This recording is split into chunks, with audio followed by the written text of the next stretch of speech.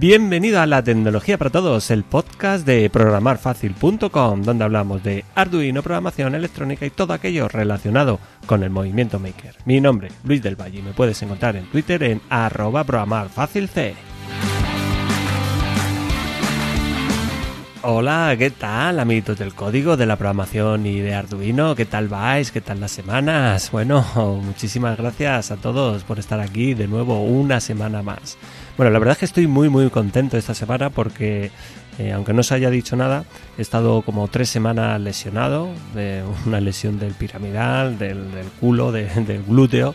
Pues en uno de los entrenamientos me rompí y desde entonces pues no he podido salir a entrenar, y por fin ya esta semana he salido a entrenar y me noto muy bien, me noto con mucha energía de poder trotar, de poder empezar a salir a correr. Y es que cuando estás acostumbrado a hacer este tipo de cosas, pues en el momento que te faltan, pues lo echas de menos y notas un bajón. Así que nada, muy contento, con mucha energía. Bueno, y lo primero, antes de empezar, muchísimas gracias también a por todos los comentarios del último podcast. He recibido bastantes mensajes y la verdad, bueno, las gracias se las tenemos que dar no a mí, sino que a Jorge Lorenzo, una persona que bueno, es increíble que haya podido estar aquí, y sobre todo que no sabemos hasta dónde va a llegar, porque con la juventud que tiene, imaginaros dentro de 10 años, ¿qué será? Será una eminencia en la impresión 3D. Así que nada, hay que seguirlo, y os recomiendo que entréis a ofelia.com y lo sigáis, que merece mucho la pena.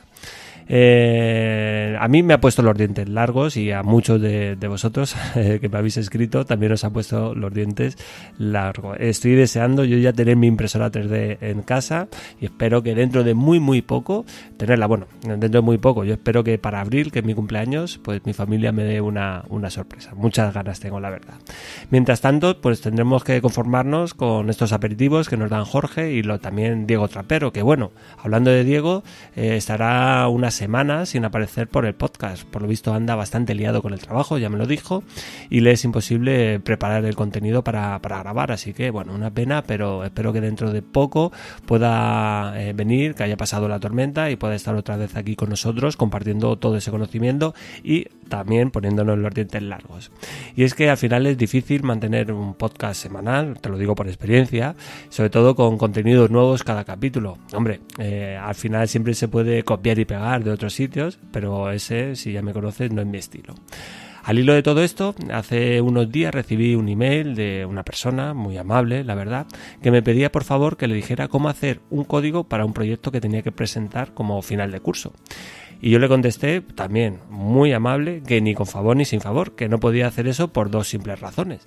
Bueno, la primera está clara, yo creo que es obvia, y es que si yo hago la práctica o el proyecto, ¿qué validez tiene ese título? Es decir, si no lo haces tú, la persona que se está evaluando con ese proyecto final de curso, ¿qué validez tiene el título que va a obtener? No debería de ser para mí, eso yo creo que está claro. Y la segunda no es tan obvia, y es que no tengo mucho tiempo libre, porque el poco tiempo que tengo se lo dedico sobre todo a mis alumnos. Y este tipo se ofendió muchísimo y me envió un email muy duro, y naturalmente pues no he perdido el tiempo ni en contestar. Mira, hay algo que todos los años hago en verano, y es que suelo cambiar de compañía de teléfonos y de internet. ¿Por qué?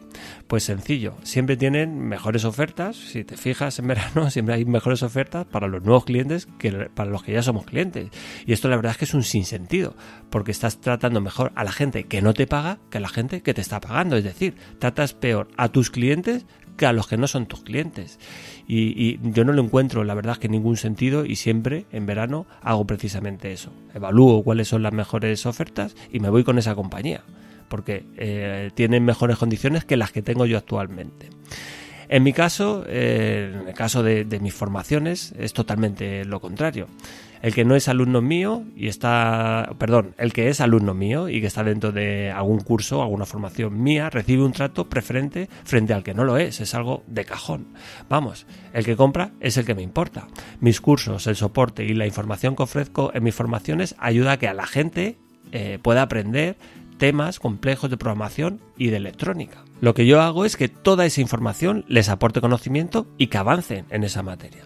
Y realmente lo consiguen, porque en mi opinión no solicitada, se trata de cursos donde la gente realmente aprende. Un dato que me gusta compartir con todos los que están suscritos a la lista es que cada día tengo más alumnos y sobre todo cada día tengo menos devoluciones. Más o menos el ratillo está en que tengo unos 600 alumnos y de los cuales solo he tenido 10 devoluciones. Y eso que dejo un mes de prueba, que una persona que entra nueva puede probar durante un mes el curso y si no le gusta, pues me envía un email y yo se lo devuelvo.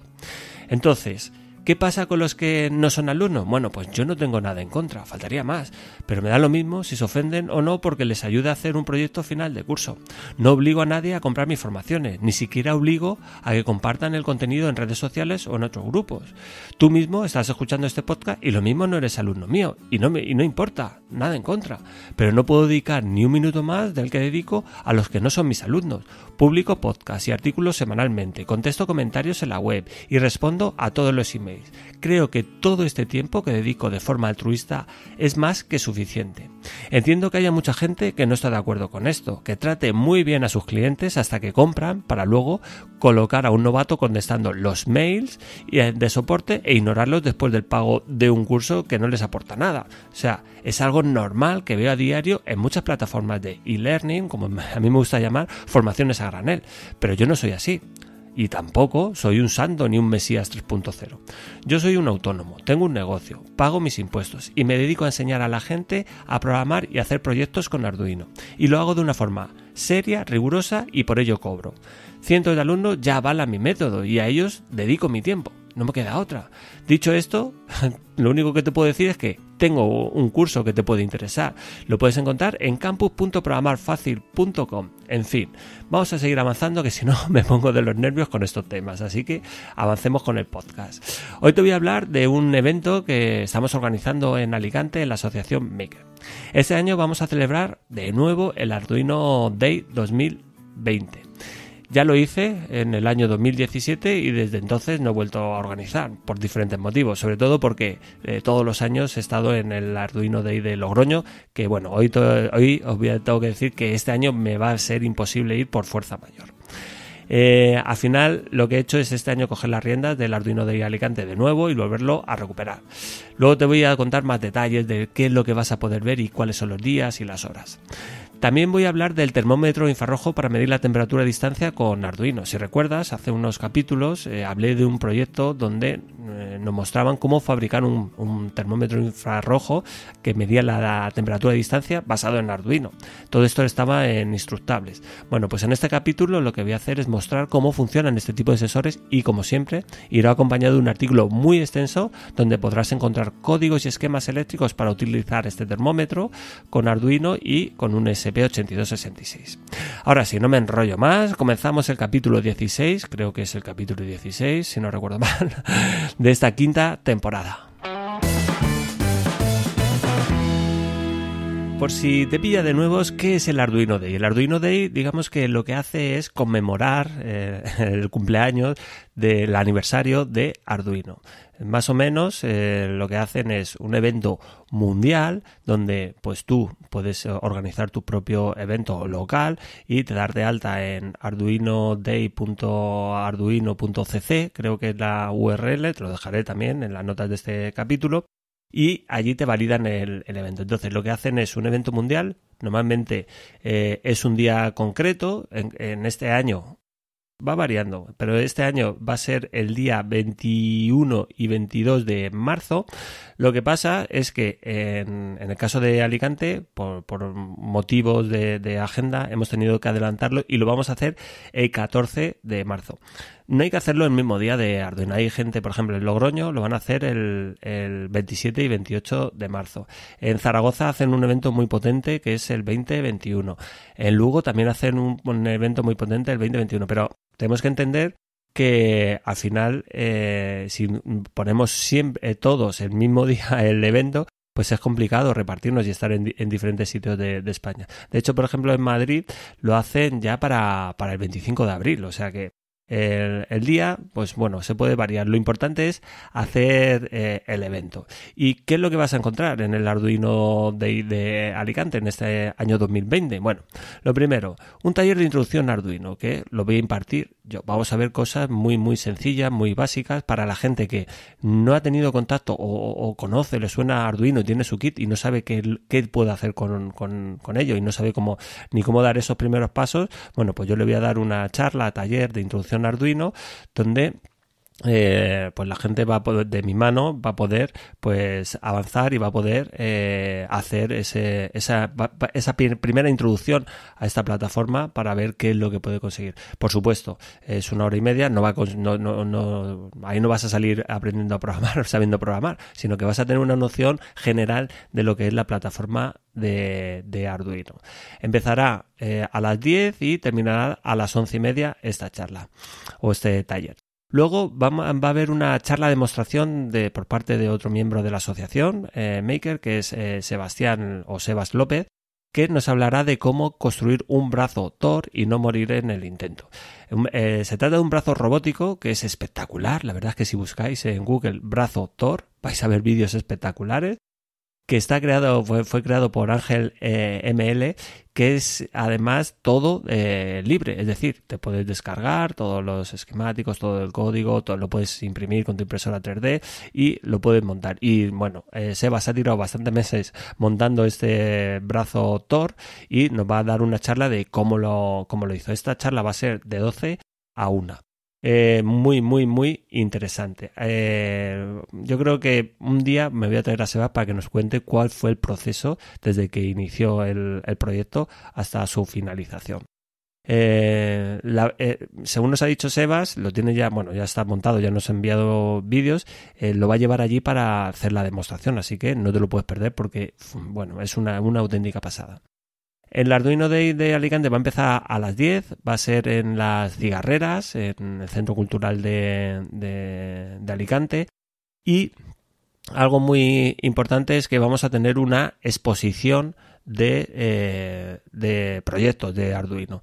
Nosotros vamos a presentar varios proyectos. Vamos a tener, por ejemplo, el Mastermind, donde vamos a poder echar unas partidas. También vamos a tener uno que es de Gaby, que es el Ardu Oli, que lo vamos a montar con un SP para poderlo controlar con el móvil, que es un Arduino que controla pues una máquina para hacer alioli. Es muy, muy, muy, muy, muy, muy interesante. ¿Qué más cosas? Por cierto, todo esto está organizado por la asociación Maker de Alicante, Maker ALC, de la cual yo soy miembro, Sebas también, y bueno, lo estamos organizando entre varios miembros de la asociación. Si quieres pasarte, te puedes pasar por Cigarreras, que ahí estamos todos los viernes de 5 a 7, que es el día de puertas abiertas, y puedes ver qué es lo que estamos haciendo. Al final, el Arduino Day lo queremos ver como un evento cuya finalidad es salir de la cueva y conocer a gente. Nosotros al final lo que estamos metidos en nuestra cueva de oso, donde estamos cacharreando, cada uno en su casa, pues es complicado al final tener un sitio donde estar todos y reunirse. En nuestro caso lo tenemos la suerte de tenerlo en las Cigarreras. Es un espacio que nos cede el Ayuntamiento de Alicante a cambio de pues realizar este tipo de eventos y hacer algún tipo de charla. Y este tipo de eventos, el Arduino Day, lo que nos permite es salir a todos de esa cueva y conocer a gente.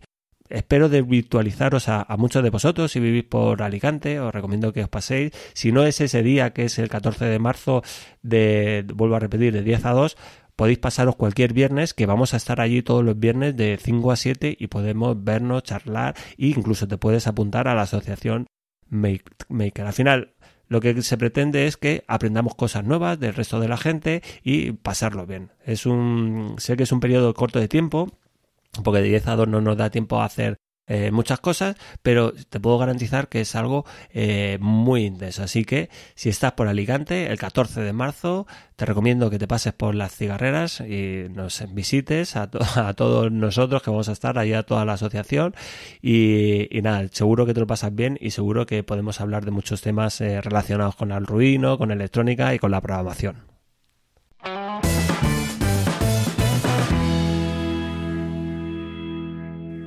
Bien, vamos a continuar con el podcast y hoy te voy a hablar de un sensor que se llama MLX9614 y que es un termómetro infrarrojo. Bueno, recuerdo cuando mi hija era un bebé, hace ya un tiempo, tiene ya 7 años, cómo pasa el tiempo, la verdad. Bueno, era cabezota como su padre. La verdad es que sigue siendo muy cabezota y bueno, lo hereda, como ya he dicho, de su padre. Yo soy cabezota, pues ella también cabezota. Bueno, lo que digo, que no se dejaba poner el termómetro bajo ningún concepto. Me refiero al típico termómetro de los que funcionan por contacto. Un día fuimos a la farmacia, preguntamos a la farmacéutica y como buen padre primerizo lo que hice fue comprar el mejor termómetro de infrarrojos que había. Eso sí, no llevaba ningún Arduino dentro. Lo solemos usar cuando alguien de la familia está malo, yo, mi mujer o mi hija, incluso ella, mi hija, lo utiliza para ver si tienen fiebre sus muñecas. Desde que lo compré siempre me he preguntado cómo funcionan este tipo de termómetros, es decir, los termómetros de infrarrojos.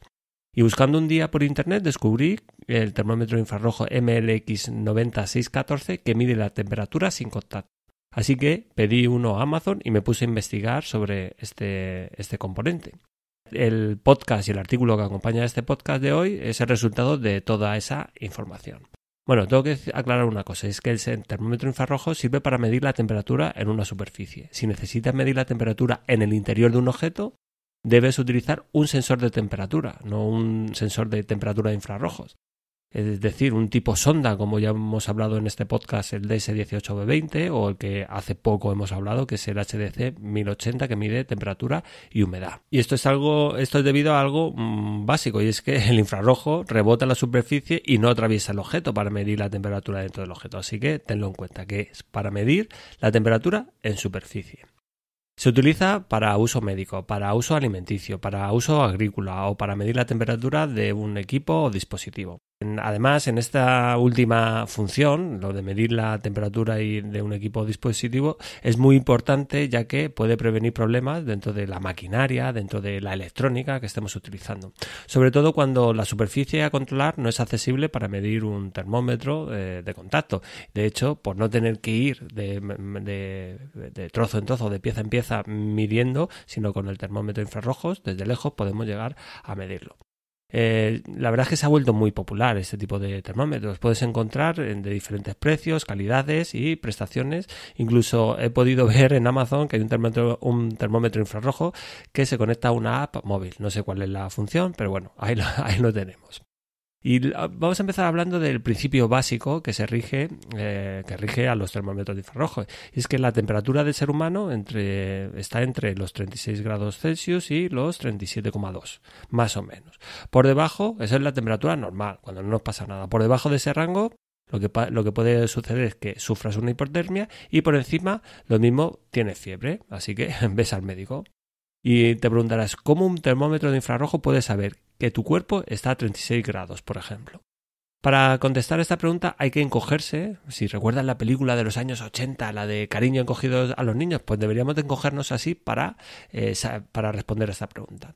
Y es que las moléculas que hay dentro de nuestro cuerpo o de cualquier objeto no están quietas, se mueven como los chiquillos cuando tienen sobredosis de chocolate en un parque de bolas en un cumpleaños, pues no están quietos, aunque los ates, pues las moléculas les pasa más o menos lo mismo. Además, cuando se mueven, emiten radiación infrarroja. Esta radiación se encuentra por debajo del espectro visible de la luz y por lo tanto nosotros, los seres humanos, no somos capaces de ver esta radiación. Cuanta más temperatura tiene el cuerpo o el objeto, más rápido se mueven las moléculas y más radiación infrarroja emite dicho cuerpo. Incluso si consigues calentar mucho un cuerpo, puede llegar a emitir luz visible. Fíjate en los grandes hornos en las acerías cuando funden metales. Al calentar tanto el metal puede brillar en color rojo e incluso se puede llegar a ver el color blanco. Todo esto lo descubrieron dos físicos austriacos, Joseph Stefan y Ludwig Boltzmann, y lo llamaron la ley de Stefan Boltzmann. Básicamente esta ley viene a decirnos que cualquier objeto o cuerpo que esté por encima del cero absoluto, que sería el 0 grados Kelvin o el menos 273 grados Celsius, emite radiación infrarroja. Esta radiación que emite es directamente proporcional a la temperatura. Ojo, que esto es muy importante. Subrayo lo de proporcional, es decir, la radiación que emite el cuerpo es directamente proporcional a la temperatura. Pues un termómetro infrarrojo es capaz de detectar esta radiación y convertirla en una temperatura. Realmente lo que hace el termómetro de infrarrojos es calcular la diferencia entre la radiación infrarroja o radiación IR, también lo encontrarás en la literatura, que emite el objeto y del entorno que lo rodea. En base a esa diferencia calcula la temperatura. Creo que más o menos queda claro el principio físico que se esconde detrás, pero ¿cómo un sensor puede llegar a medir la radiación infrarroja y la convierte en un número que podemos ver a través del monitor serie? Bueno, pues eso se consigue gracias a cómo está fabricado el componente eléctrico. Si bien el principio que se esconde detrás del termómetro infrarrojo es relativamente sencillo, la tecnología que hace que estos dispositivos funcionen es ciertamente compleja y se sale fuera de mis conocimientos, la verdad.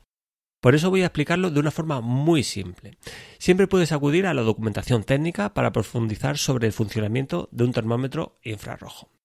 Para poder detectar la luz o radiación infrarroja, el termómetro infrarrojo apunta al objeto del cual quiere medir la temperatura. Toda esa radiación se canaliza hacia un detector que se conoce como termopila. Este detector, la termopila, se encarga de convertir la radiación infrarroja en calor y luego convierte ese calor en electricidad. Esta electricidad es proporcional a la radiación infrarroja. Por lo tanto, si medimos adecuadamente la electricidad que genera la termopila, podemos saber la temperatura del objeto. Esto no es nuevo. Ya los sensores de temperatura hacen precisamente eso. Convierten una temperatura en una electricidad proporcional a esa temperatura. Aparte de la termopila, el termómetro infrarrojo tiene otros componentes eléctricos que permiten hacer toda esta conversión de forma adecuada. Todo esto suele venir presentado dentro de un circuito eléctrico o un módulo. Hay varios modelos que se diferencian sobre todo en las características técnicas. Del que te voy a hablar yo es el que te he dicho antes, que es el MLX 90614 y de sus diferentes variantes. Y vamos a hacer un repaso rápido de las características técnicas más importantes de este componente. Como siempre, si quieres profundizar en las características técnicas de un componente, te recomiendo que lo primero que hagas es vete a Google y busca datasheet o hoja de características técnicas y pones el nombre del componente. En este caso sería el MLX 90614. Todo lo que vas a leer en esa hoja de características técnicas es oro puro y yo baso toda esta información que voy a compartir ahora en precisamente la hoja de características técnicas de este componente. El nombre, ya te lo he dicho, MLX 90614 y hace referencia no a un componente concreto, sino a una familia de termómetros infrarrojos. Dentro de esta familia hay varios modelos. Se identifican todos por un sufijo de 3 letras. Lo puedes identificar si miras el canto del sensor o del componente, que no es más, tiene como una forma de una pila de botón. Pues ese es el componente que tienes que en el que te tienes que fijar. Yo normalmente lo que utilizo es mi móvil, le hago zoom al máximo e intento averiguar cómo se llama ese componente. En las notas, bueno, en el artículo que acompaña este podcast, te voy a dejar una foto para que veas que aparece realmente una numeración. En mi caso, la numeración, que es lo más típico, es que aparece BAA. Este es el caso más típico que vamos a encontrar en casi todos los sensores que encontramos en Amazon o en AliExpress, pero hay más modelos de este componente, del MLX 9614. De los que voy a hablar yo ahora, de los datos técnicos que voy a aportar yo ahora mismo, se refieren a este modelo, al BAA. Lo primero que voy a hablar es del rango de temperatura y es que es importante fijarse en qué rango de temperatura podemos medir con un termómetro infrarrojo, ya que, bueno, dependiendo de lo que quieras hacer, dónde lo vayas a utilizar, pues tendrás que elegir uno u otro. El modelo BAA admite un rango de temperaturas o mide un rango de temperaturas de menos 40 grados Celsius a 125 grados Celsius para la temperatura ambiente y menos 70 grados Celsius a 380 grados Celsius para la temperatura de la superficie de objetos. Como te he dicho antes, el principio básico por el que se funcionan este tipo de componentes es que toma dos medidas y la diferencia, en base a esa diferencia, pues te va a dar una medida en la que se encuentra el objeto. Respecto a la precisión, pues depende del rango de temperaturas que se esté midiendo. Te voy a dejar una tabla en el artículo donde podrás ver pues toda la precisión dependiendo de la temperatura. En el eje X se va a representar las temperaturas ambiente y en el eje Y se va a representar la temperatura del objeto. En base a lo que a cómo sea la temperatura ambiente y cómo sea la temperatura del objeto, pues vas a encontrar una precisión u otra. Para que te hagas una idea, en el rango de 180 grados Celsius y 380 grados Celsius con respecto a la temperatura del objeto, la precisión varía más o menos 4 grados Celsius, es decir, es una barbaridad. Y esto se debe a que normalmente la precisión empeora a temperaturas muy altas o muy bajas. Aviso de navegante. Este tipo de sensores es para lo que es. Si necesitas tener más precisión, deberás buscar un termómetro infrarrojo acorde con tus necesidades, pero tienes que ser consciente que deberás pagarlo, ¿vale? Este sensor es muy económico, pero si quieres algo más de precisión tendrás que pagarlo. De hecho, existe una versión del MLX 9614 con una precisión adecuada para aplicaciones médicas. La ventaja de este modelo es que en el rango de entre 16 grados y 40 grados tiene una precisión de más o menos 0,3 grados. Precisamente ese es el rango de la temperatura normal de un cuerpo humano. Vale, con esto damos por finalizado todo el tema de temperaturas y precisión. Y ahora vamos a ver a la alimentación y el consumo de este componente. La información, como siempre, que te voy a mostrar o de la que te voy a hablar aquí es referente al modelo BAA. Si tienes otro modelo, tendrás que ir a la hoja de características técnicas. Si lo miras en la hoja verás que el voltaje de operación de este modelo es de entre 2,6 voltios y 3,6 voltios, pero recomiendan alimentar con un voltaje de 3 voltios.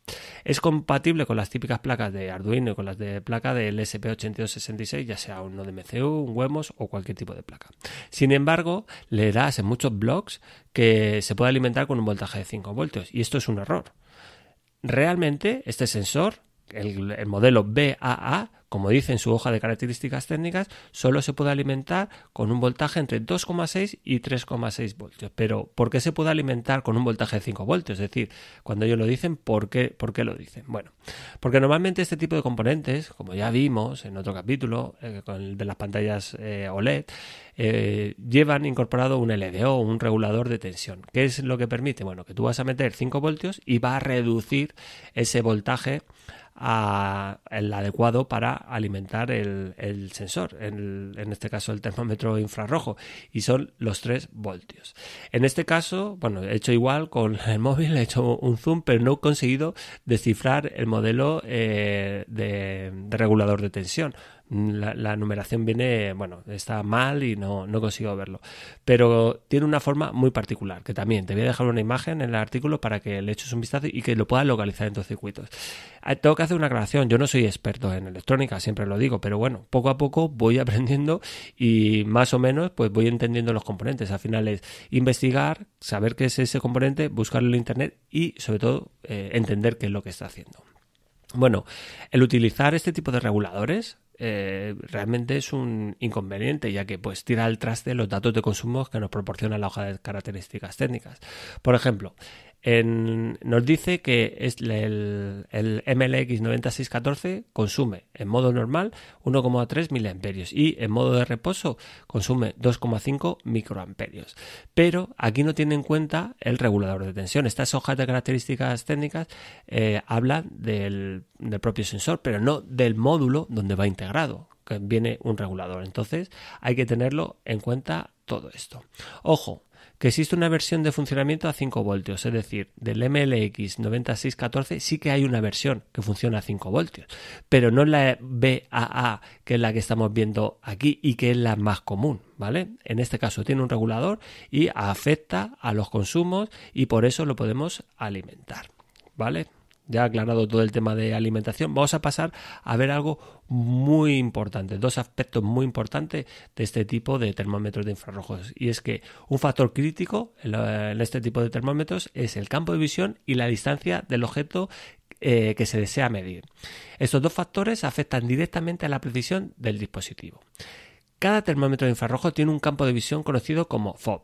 el FOV. Y esto viene del inglés Field of View, que no es más que un ángulo de visión en el que se promedian todas las temperaturas que ve el sensor.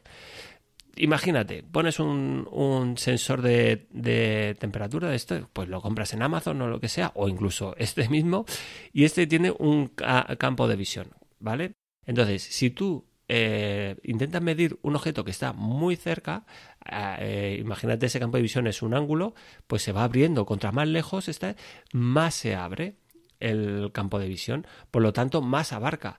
¿Qué es lo que hace? Pues que él lo que va a hacer es promediar la temperatura de todo lo que vea en ese campo de visión. Si tú acercas mucho el objeto al termómetro de infrarrojo, pues lo que estará viendo solo, o sea, acercarás dentro del campo de visión, solo tendrá el objeto y por lo tanto lo que hará es promediar la superficie de ese objeto. Sin embargo, si lo acercas, lo alejas mucho y lo pones un objeto, por ejemplo, delante de una pared, lo que vas a hacer es vas a promediar la temperatura del objeto, pero también va a abarcar parte de la pared y va a promediar la temperatura de la pared. Por lo tanto, va a perder mucha precisión. O sea que dependiendo de las características del termómetro se obtendrá una precisión mayor o menor según el objeto esté más o menos cerca y del campo de visión que abarque. Por norma general, el campo de visión de los termómetros infrarrojos tiene forma de cono, ¿vale? Para que te hagas una idea.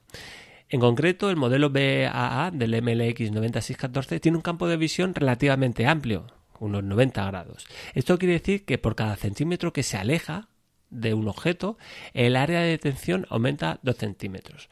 Para que más o menos nos quede claro, si tenemos un objeto a 50 centímetros, el área de detención será de 100 centímetros, es decir, de 1 metro.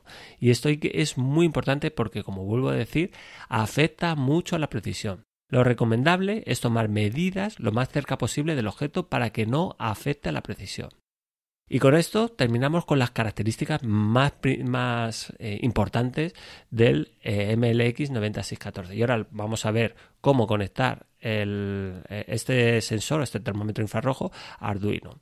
La conexión es muy sencilla, ya que utiliza la interfaz de comunicación I2C con muchos otros componentes que hemos visto por activa y por pasiva en este podcast y en el blog. Te recuerdo que esta interfaz de comunicación solo utiliza 2 pines del Arduino o SP8266 para conectar el sensor.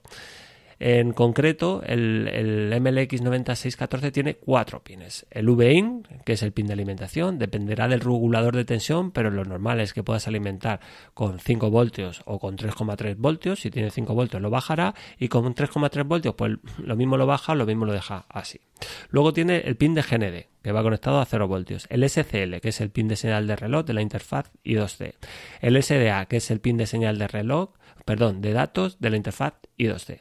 Y para conectarlo es muy sencillo. Si lo conectas a un Arduino Uno, pues lo pones a 5 voltios, el VIN, GND a GND, y luego el SDA y el SCL pues van a la 4 y a la 5.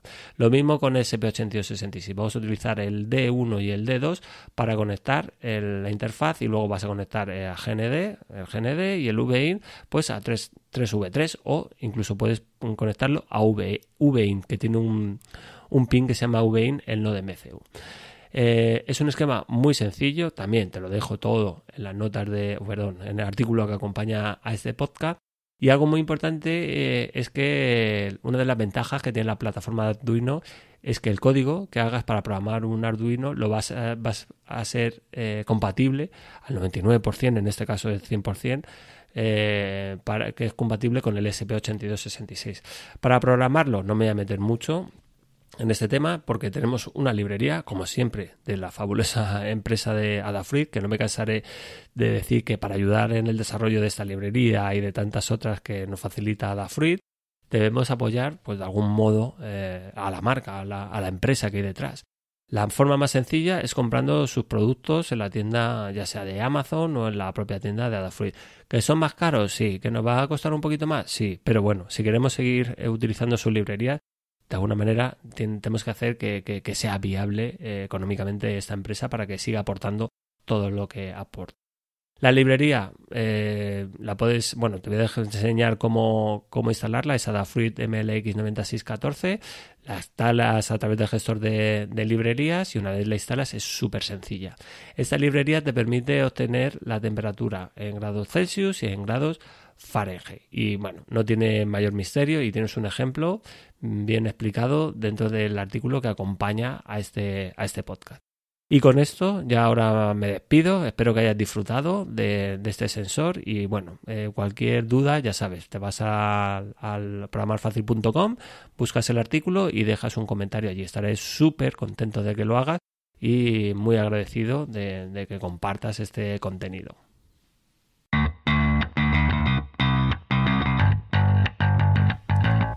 Bueno, pues ya está, ya otro podcast más, el 16, terminado, empaquetado y listo para que cualquier persona lo pueda escuchar. Bueno, espero que hayas disfrutado. Te recuerdo, el Arduino Day va a ser el Arduino Day en Alicante. Va a ser el día 14 de marzo. Estaremos esperándote allí. Si quieres, pues compartir con nosotros tu experiencia con Arduino, con las tecnologías libres, con el SP8266. Vamos a hacer un taller donde voy a hacer yo personalmente una introducción a la plataforma de Arduino de 1 hora y media, donde veremos conceptos muy, muy básicos para que la gente que tenga por ahí, lo haya oído en algún momento o tenga un kit que le hayan regalado estas navidades, pues que sepa qué es lo que puede hacer y qué es lo que se va a encontrar dentro de esta plataforma. Luego va a haber también una charla taller, bueno, más bien va a ser charla de cómo construir un brazo robótico Thor y no morir en el intento, por Sebas López. Muy interesante, yo no me la voy a perder esa charla, la verdad. Además va a haber una exposición de proyectos, vamos a tener a mucha gente allí compartiendo pues su experiencia, vamos a charlar, nos tomaremos algo, que allí en las cigarreras hay un bar muy hermoso, seguramente haga buen tiempo, como siempre aquí en Alicante, así que nada, te espero por allí el día 14 a partir de las 10 de la mañana y hasta las 2 de la tarde. Luego también espero que te hayas disfrutado con este pedazo de sensor, a mí me tiene bastante sorprendido, ya tengo algún pensamiento de dónde utilizarlo. Bueno, todavía no sé si lo desarrollaré, cómo lo haré, pero bueno, ahí lo dejo porque tengo que pensarle, tengo que darle un par de vueltas y lo mismo lo publico en el blog. Pero bueno, espero que hayas disfrutado y que toda esta información te haya resultado útil. Recuerda que tienes el artículo completo en programarfacil.com, donde voy colgando pues todo este material que voy contando en el podcast y que está todo mucho más detallado con su código, con su esquema eléctrico, con el artículo. Vamos, que lo puedes escuchar o lo puedes leer. Así que nada, agradeceros a todos vuestros comentarios y las valoraciones que dejéis en las diferentes plataformas de podcast. Si me estás escuchando en Apple Podcast, suelo pedirte un favor, no suelo pedirlo muy a menudo, y es que le des una valoración de 5 estrellas. La verdad es que nos harás un gran favor a todos los que integramos este podcast, yo el primero y luego pues toda la gente que colabora y luego todos los oyentes, porque así llegaremos a más gente y haremos que el proyecto al final sea viable. Y muchas gracias a todos por estar ahí al otro lado, escuchándome semana a semana, a un pesado que no para de hablar de Arduino. Me gusta decir que soy el tontico de Arduino, que no para de hablar de ello, pero bueno, en ello estoy porque me apasiona, la verdad, me apasiona mucho lo que hago. Así que muchas gracias, nos escuchamos la próxima semana y no faltéis a la cita. Por cierto, sed felices.